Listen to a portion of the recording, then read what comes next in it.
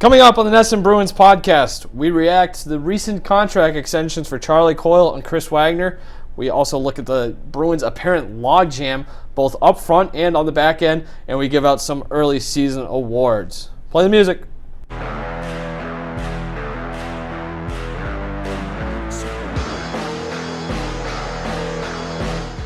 Hello, and welcome to the NESN Bruins Podcast. I'm NESN.com's Mike Coyle, joined, as always, by NESN.com's Logan Mullen. Logan, how are you? Good, Mike. Happy belated Thanksgiving. Same to you. Theoretically been 6 days since we met last. I don't think it's been theoretically. It has been, but we have seen each other since Thanksgiving.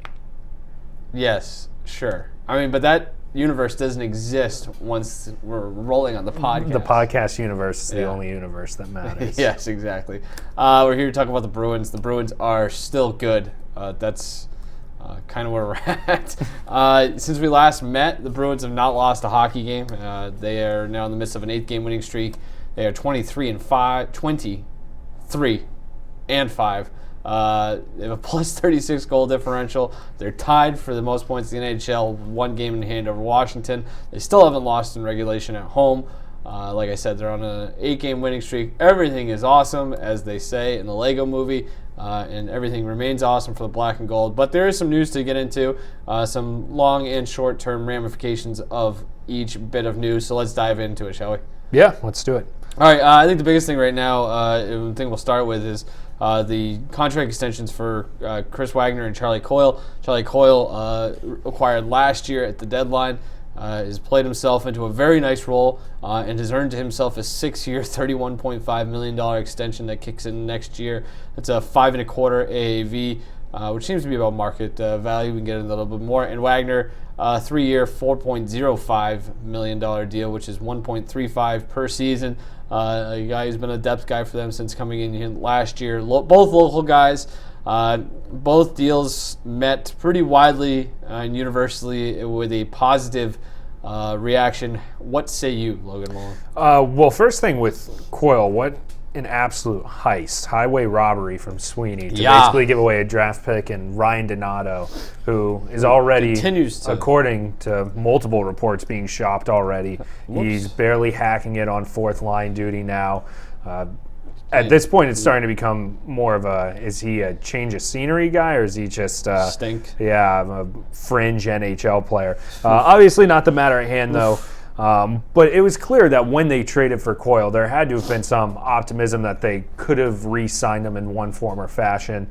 At first blush, my take was, with that cap hit, there's not a ton of third-line centers making north of $5 million. So that, to me, shows that they not only have trust that he can play a top 6 role, but they expect that over the course of that contract, before it's over, he will be either replacing David Krejci or Patrice Bergeron or both. There are centers in the pipeline with Stanika and Johnny Beecher, but at first blush, it was definitely, they see more for him than just a third-line role. I don't think it's a second-line winger role like he's had to have been used at times, but he's a puck possession monster. I mean, he's impossible to get the puck away from. It's clear how he's elevated the play of some of the guys around him, whether that's Anders Bjork, whether that's Stanton Heinen, take your pick. But he's been everything that he was built to be when he was acquired. Now, with Wagner, that shows to me that they prioritize what they have in the fourth line right now. They have Corrali signed for another year. In my opinion, once you start paying over $1.5 million for your fourth line guys, you're kind of wandering into dangerous territory. So to get them locked up for 3 years and know that over the course of the next few seasons, you're going to have some continuity on that fourth line, which you could argue last season during the playoffs at times, especially during the Cup final, was probably their second best line. It just shows how much they value that. I think it probably makes Joakim Nordstrom a little bit more expendable, especially given the depth that they have in terms of prospects who project to be bottom 6 guys between Frederick, Anton Bleed, take your pick. It wouldn't shock me if they tried to keep Nordstrom around based on what he's capable of doing, but I think in locking up Wagner, it was always they're going to have to choose between one or the other, and they might be able to keep the other as a luxury. Now they've kind of shown who they've sided with, if you will. Yep. I don't have a whole lot to add there. That was pretty thorough. Yeah, that was. Looks like there's about 54, 55 centers who will have a higher cap hit next year than Chuck Coyle. And that's not even taking into account maybe guys who make more money with new deals or in the summer. So that's something I guess that fits right into second line center or a third line center on a really good team. Well, right. He's probably a little bit of an overpaid third line center right now, but once he moves into a top six role, right. and when you look at deals like guys like Kevin Hayes got, Coyle's going to look like a bargain. Yeah, David Backes, he's going to look like a bargain down the road. Even compared to the $7.5 million that David Krejci's making, or $7.25.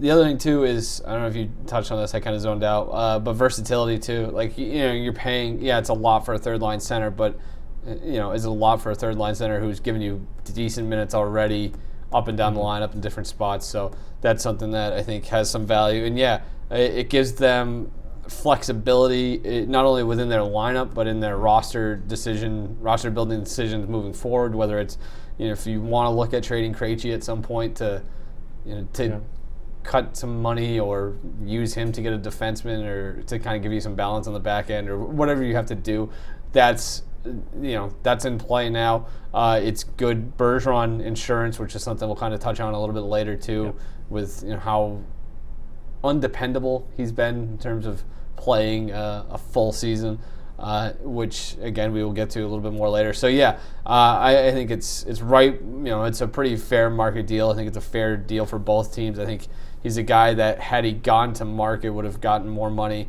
than this is. I think that's just the simple economics of it. So good for the Bruins, like you said, just a complete pantsing of the Wild.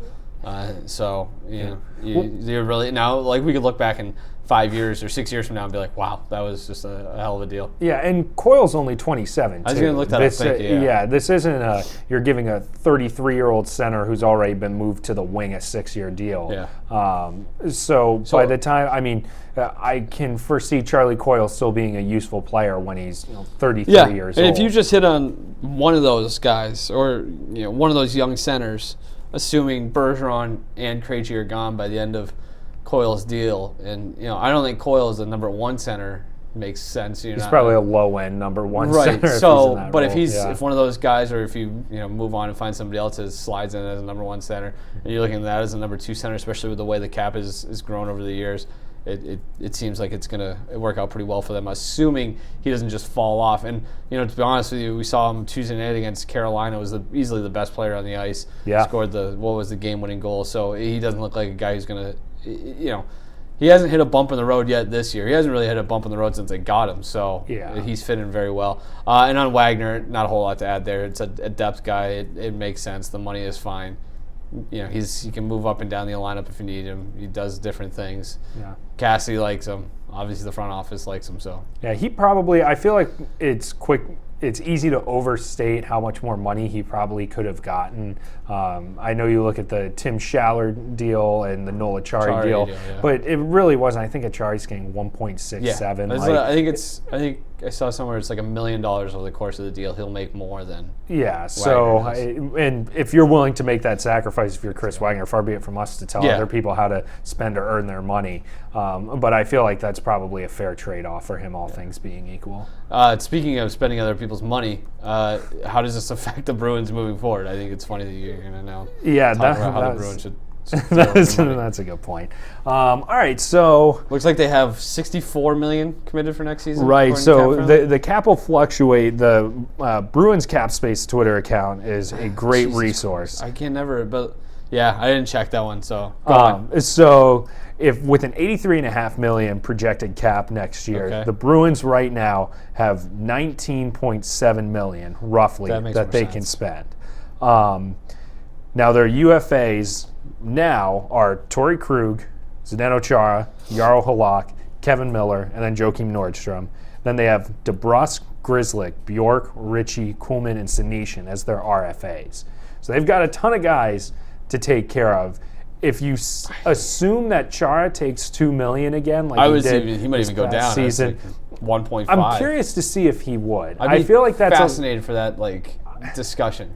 I feel like that's a lot to. Yeah. If there's anyone though that's going to walk into a contract negotiation, have his freaking agent have steam coming out of his ears because he's like, "I'll take whatever you need me to take." If there's anyone on the planet that would do that, I feel like it'd probably be a 42, almost 43-year-old Chara. For the sport, he shouldn't. I don't think that's something that the and again, I would not get what you're worth. He's worth more than $2 million. Yeah, and he's also been, or even he's not worth a.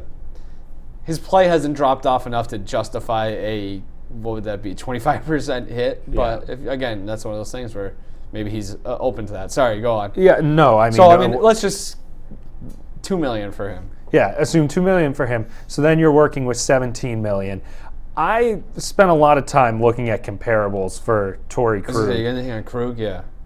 My guess is I would not be shocked if he got $8 million. And $8 million, a defenseman right now making $8 million a year include John Carlson, Brent Burns, and I think Jacob Trouba makes that much too.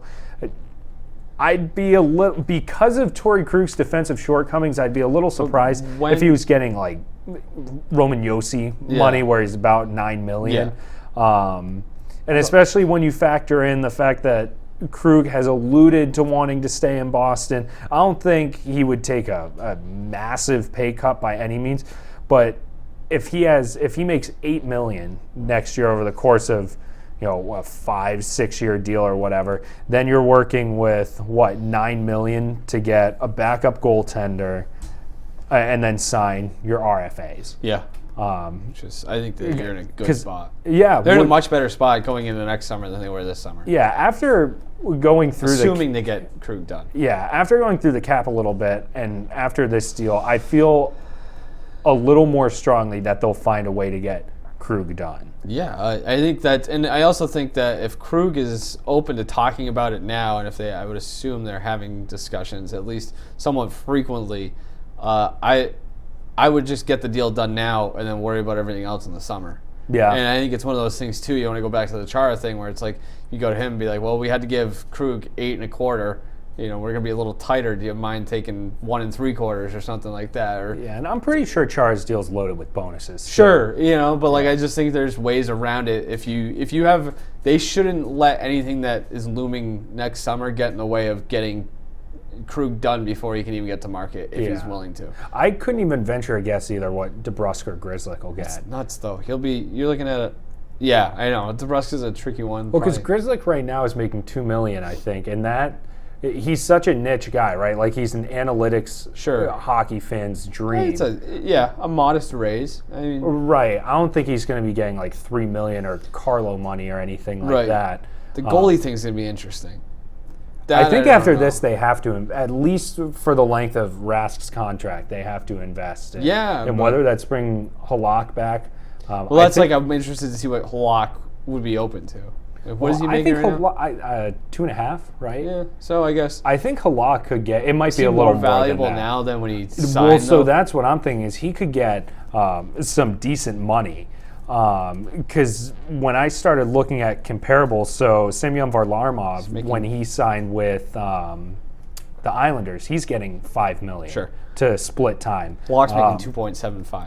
Yeah, 2.75. So it wouldn't shock me to see, with the way that the league's trending, it wouldn't shock me to see him be able to get $3 million from some team. Right. But that's just the nature of it. So, again, you can't just be asking guys all the time to take pay cuts. But then you look on the other side, and Robin Lehner signed, what did he get? He got $5 million too, to basically split time with Corey Crawford. And that's coming off of a huge year for Leonard with New York.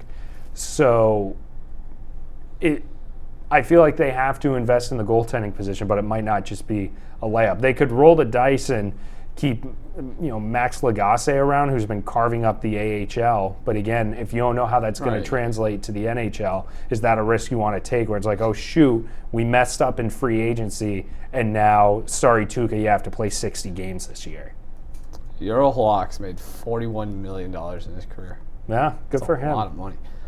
Yep, I agree with everything you said for the most part. I think that's, you should. but like I said, I think they're in a much better spot than they were last summer. So that's something to keep an eye. I think Krug should be I think they should try to, like I said, get that done and just figure it all out later. What would be the peak you would give Torrey Krug? Like, at what point is it like, we probably have to let you walk? I wouldn't go much higher than $8 million. That's like, yeah. And it's tough though, because like you could sit there and compare it to other guys, but like that has an imperfect way of doing it because of the way the market shifts. Right. And when I was just looking at, let's see, who's making a lot of money right now. Somebody. Yeah, Carlson's making 11.5.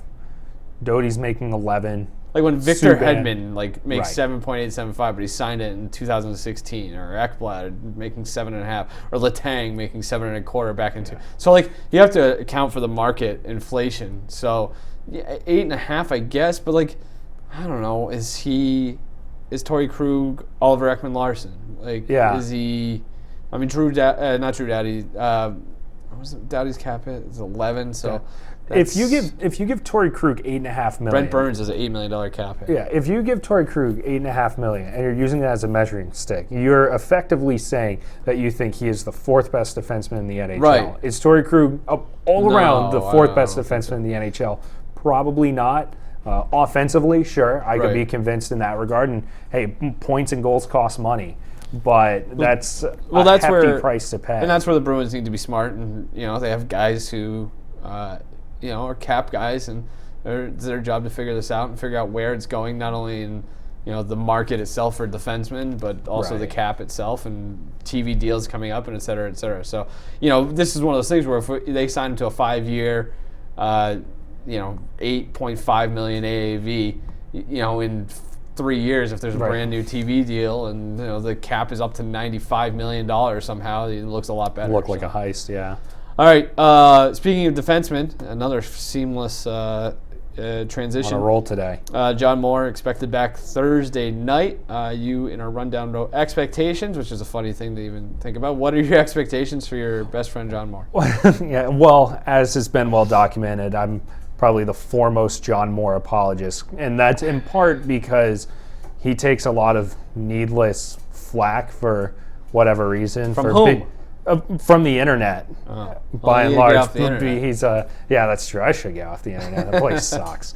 But I think John Moore should be playing over Connor Clifton. I think if what's going to happen is he probably will play, Moore will probably, in his debut, play 11 minutes. And he might not always look great, but the guy also hasn't played in 6 months or however long it's been. By all accounts, he looked good in the rehab game. Charlotte, he played in the AHL. But, I mean, John Moore's an NHL defenseman. He is an everyday NHL defenseman. He's not Steven Kampfer. And, again, this is just my opinion, but he deserves to be playing. I thought it was telling that in the Stanley Cup final last year, in Game 7, Bruce Cassidy elected to have John Moore, who was effectively playing with one shoulder, one functioning shoulder, over Connor Clifton. I think the Bruins put themselves in a tough spot with Connor Clifton because now if they want to send him down, he has to pass through waivers. I don't think they handled that all that well, especially when they had Kampfer available. I think they'll keep 8 defensemen right now. They're not keeping 9. How do you justify keeping 9 defensemen on the roster, especially with the issues, none of which are waiver eligible, or waivers exempt, rather. What are we doing here? And with all the injuries that they've had up front, you can't be scratching 3 defensemen every night. So if I'm Bruce Cassidy, I'm playing John Moore no matter what, because I think he's a more responsible player than Clifton is. And as I've probably said here before, I think Cliffy hockey is just a nice way of saying he can be reckless sometimes. But he's going to have to get eased back into it. So maybe that was the thought process is, well, Clifton's going to be a nice stopgap because John Moore's not going to be a 17-minute per night defenseman for a while, if ever, depending on how you want to view him. But Moore's the best defensive skater that they have in terms of pure skating ability. That stuff's important in the playoffs, and again, especially against speed teams like Toronto. And I don't think he all of a sudden becomes expendable, especially because he has 4 more years or 3 more years after this left on a deal that carries less than a $3 million cap hit. So, I don't know. I think they put themselves in a tough spot with how they handled Clifton, especially since they had Kampfer available. I know it kind of went off on a tangent a little bit there, but keep your expectations tempered for at least the next week or two. Sure. With John Moore. Yeah, and I think you kind of just rotate them in and go with a little bit of a platoon, and you kind of figure that out. And I guess that's probably the line of thinking on Clifton, where I guess maybe they thought that they were kind of up against it, where they had to keep him around in case Muller came back and either re-aggravated the injury or didn't look good for some reason. I don't know.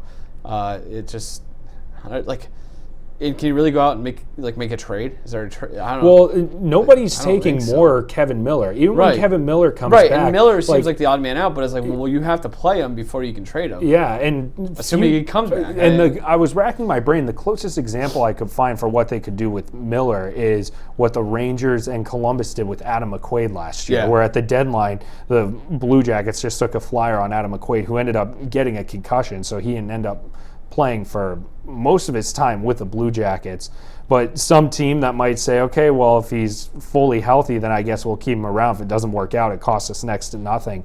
But everyone's so quick to throw around the idea of, oh, well, you probably trade more Miller. It's not that easy. And it's not as easy as, okay, we'll just put more on display for 2 weeks and then move them. Nobody's going to take a defenseman who's just coming off of major shoulder surgery that has 3 years left on his deal. It doesn't work like that. The circumstances just aren't going to allow it to happen. So that's, I mean, like I said, I think they're just going to kind of wing it and try to figure it out on the fly. And, but Clifton's getting claimed if he goes on waivers. Right, yeah. Because he has a 3-year extension at $1 million a year that kicks in next year. And right now, I think he's a fringe NHL player. I think he should be playing regularly in the AHL and playing big minutes there. But you're not sneaking him down on waivers. Well, maybe somebody will have some sort of ailment kind of pop up out of nowhere. Yeah.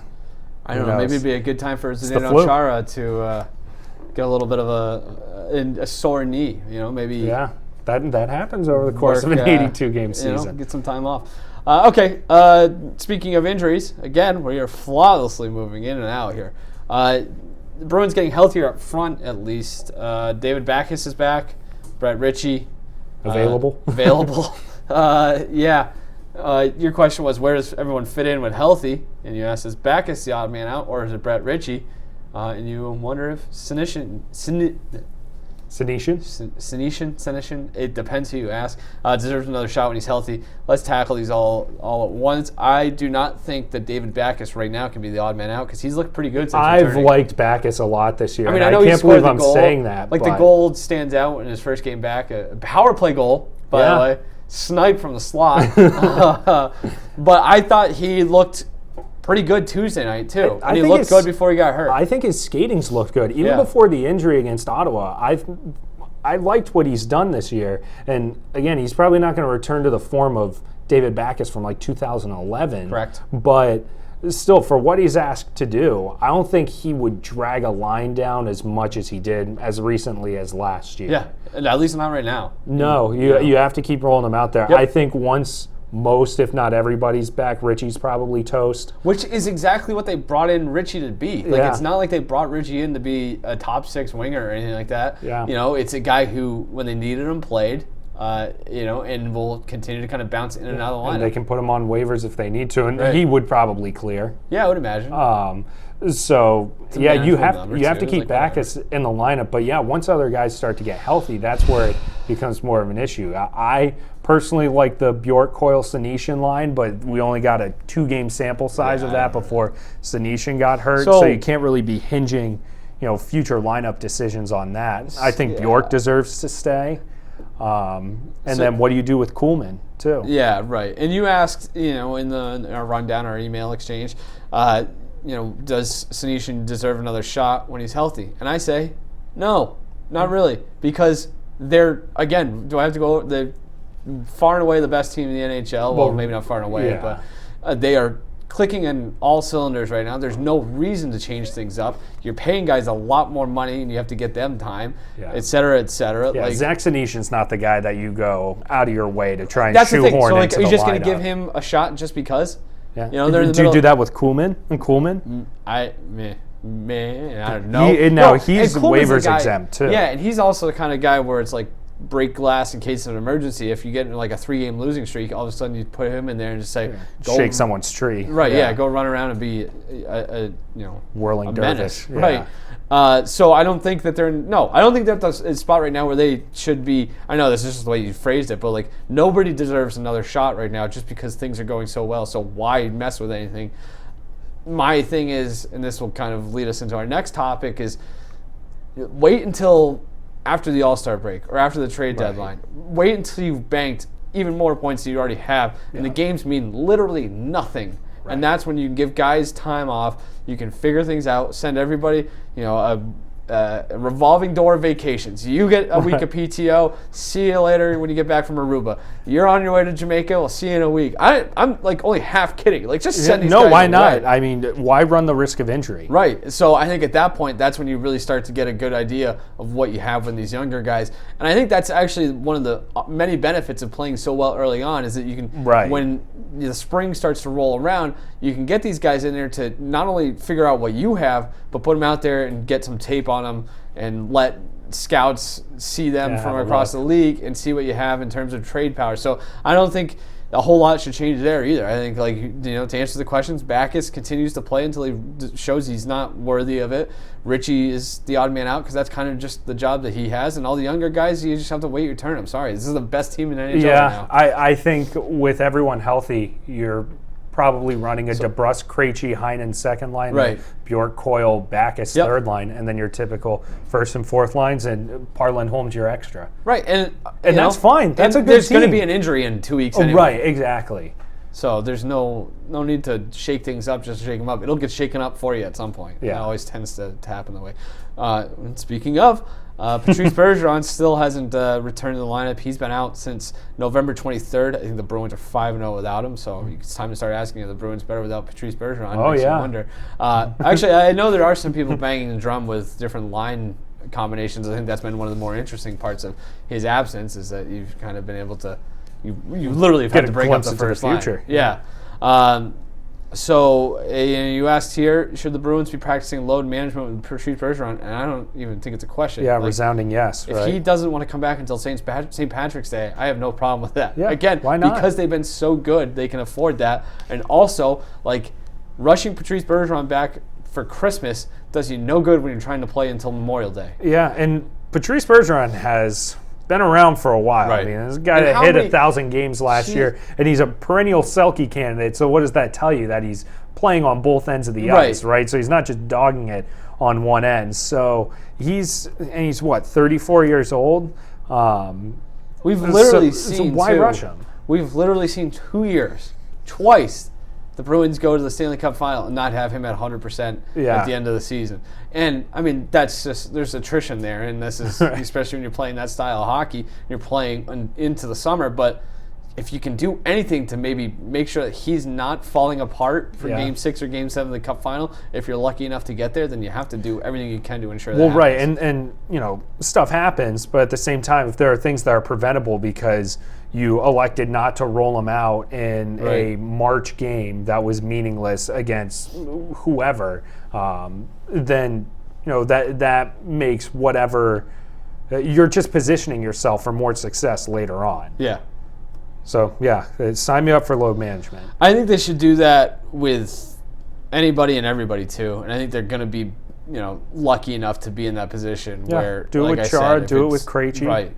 Yeah, and get the pulse of those guys and figure that out because they're all they're valuable, but they're also they know themselves as well as any. They've been through this before. It's not like they're going to be in unfamiliar territory. You have to take some of the lessons that you learned from 11, 13, and 18 and apply that. So so I would say there's no rush. Although it sounds like he's getting close.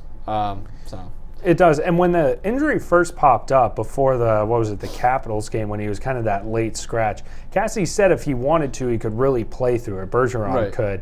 I'm curious how that injury's changed because he's been out a couple weeks since. We're at 2.5 weeks since, other than just lower body, right? So I wonder if it's the groin the groin issue. So those things linger, man. They do. So I don't know if that's what is going on. Like if he could still just gut it out if he could, or because Cassidy said the night that happened, it's like there's no sense in rushing him, like no sense in playing through it right now. So I wonder if that's still the case or if there have been setbacks and changes or whatever. Yep. Okay. And again, to our point, load management is going to be big down the stretch. Bruins they seem to be running away and hiding with the division. As of this taping, coming off that Tuesday night win, they have 45 points. That is tied for the most in the Eastern Conference and the NHL with Washington. The Bruins do have the vaunted game in hand.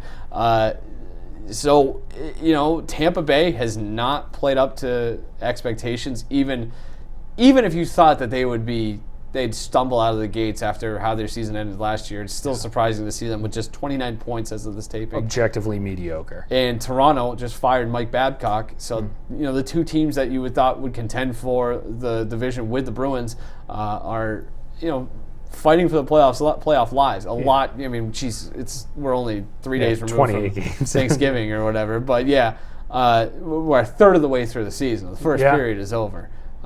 So there's plenty of time for them to stage their comebacks, and both teams have plenty of talent, as do the Canadiens. But as it stands right now, the Sabres and the Panthers tied for second place in the division, a whole 14 points behind the Bruins. Yeah. That's 7 whole wins right there.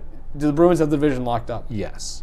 Plain and simple, yes. Because it wouldn't shock me if Tampa Bay turns things around. I don't know how I feel about Toronto. I'm still a little skeptical of them having some sort of meteoric rise. You were all over that, by the way. Congratulations. I was, thank you. Yeah, I should grandstand because of that a little bit more. Anywho, it's not so much that other teams are going to get better, but the Bruins I don't see losing so regularly and dropping 7 straight or allowing teams to just keep chipping away like that to where they would relinquish it. Like essentially it's their spot in the standings to lose, and I don't see them melting down that much over such a prolonged period of time that they shed 14 points on another team. So I did the math. We're typically not good at math. No. So the Bruins have, what are they at? Oh, Jesus.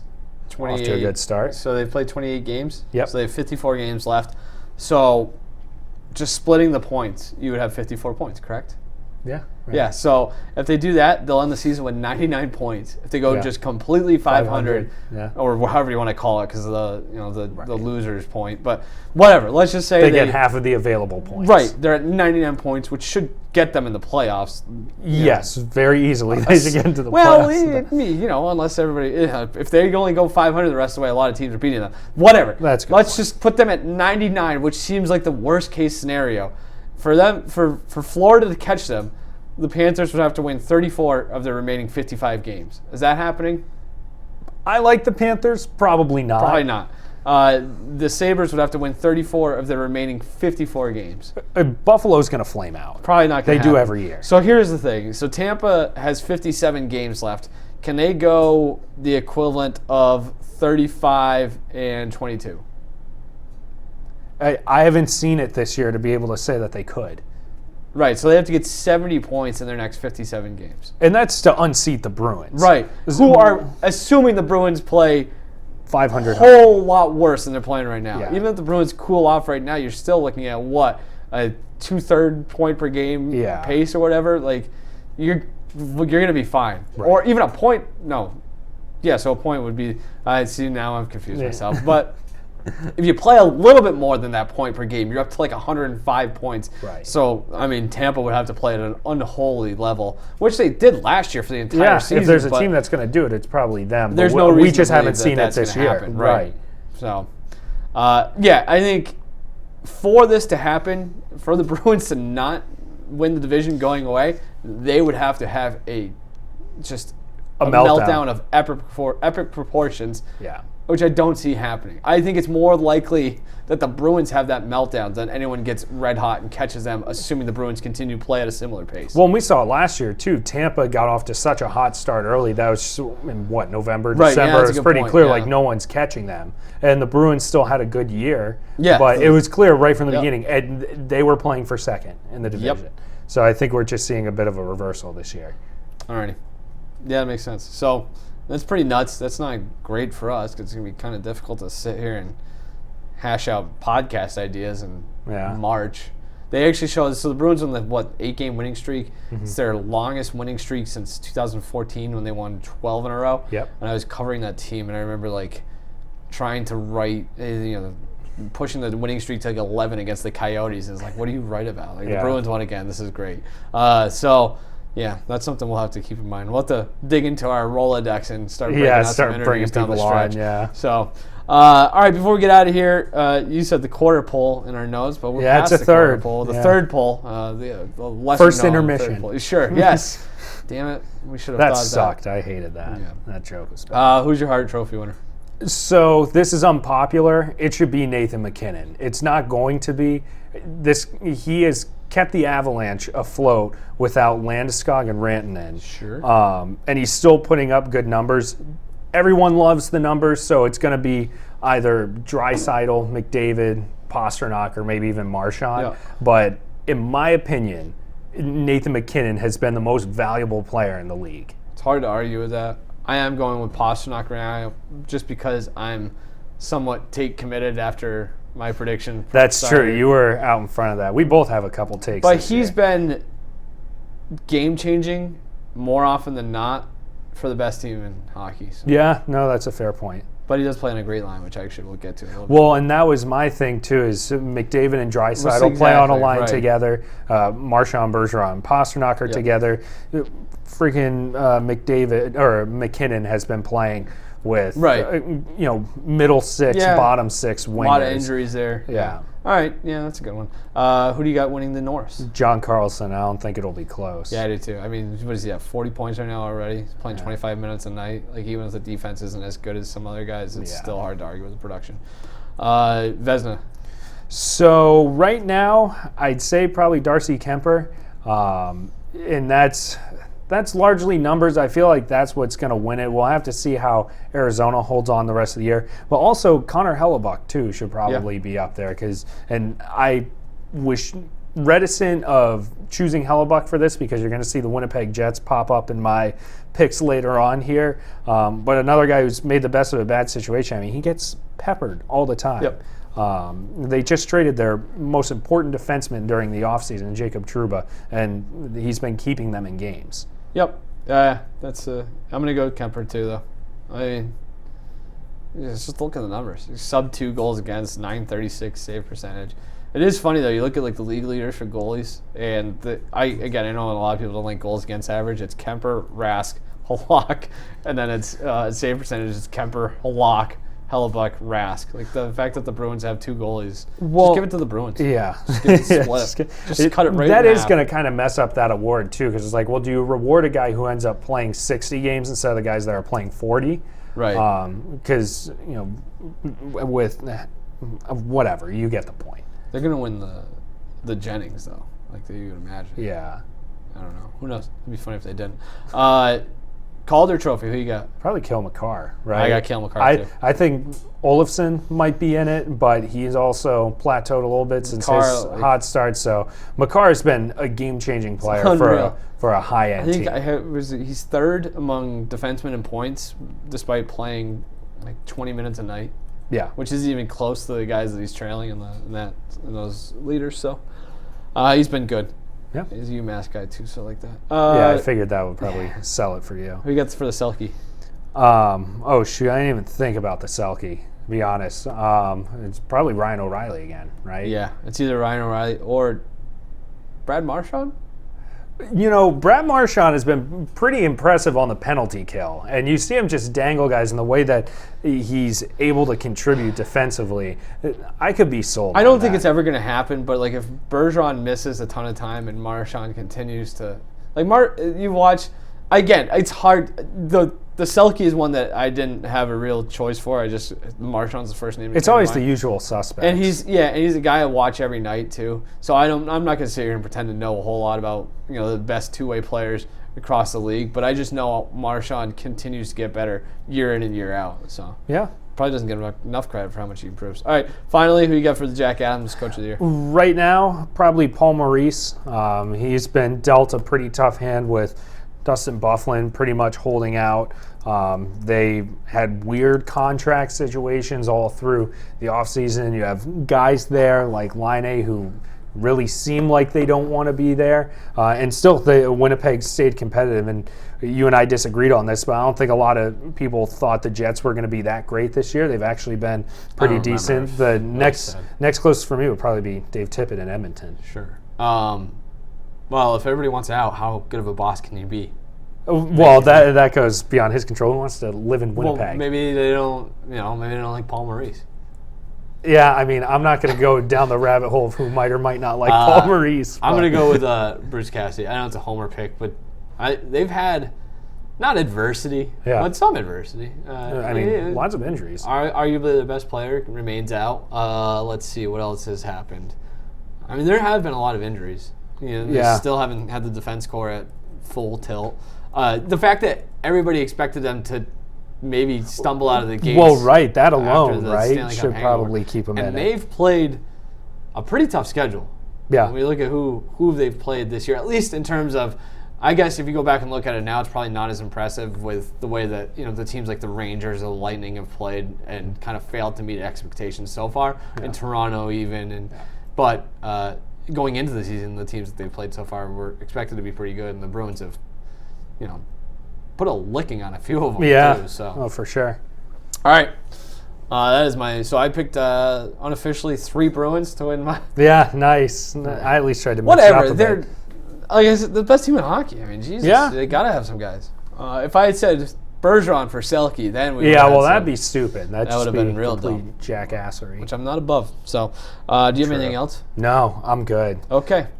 Well, I'm next Mike. week? Yes, that's Logan. Perhaps we will dig into our bag of characters and get someone else on here. I enjoy having somebody else to kick things around with because, again, we'll probably come back in a week and the Bruins will be on an 11-game winning streak. Through the Blackhawks. Well, they're playing the Blackhawks on Thursday. And then who do they have this weekend? Good question. I should probably know that. Yeah. It is. I was just thinking about it the other day, and I've already forgotten, and that's the way my brain works. So. Yeah, Avs this weekend. Right, that's a good one. Right, yes, exactly. And then the Senators, and then when we come back that evening will be Bruins Capitals in D.C.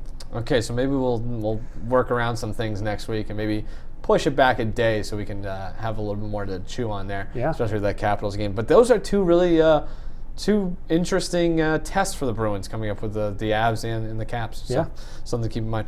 All right, that's it. I'm Mike. That's Logan. Who am I again? I thought I said that's Mike, and I did it in my head, and I was right the first time. Instead, I've just wasted 30 seconds of our time. So, and the listeners' time. Yeah. Well, more importantly, they're still listening. That's on true. All right, we'll be back again next week. See you then.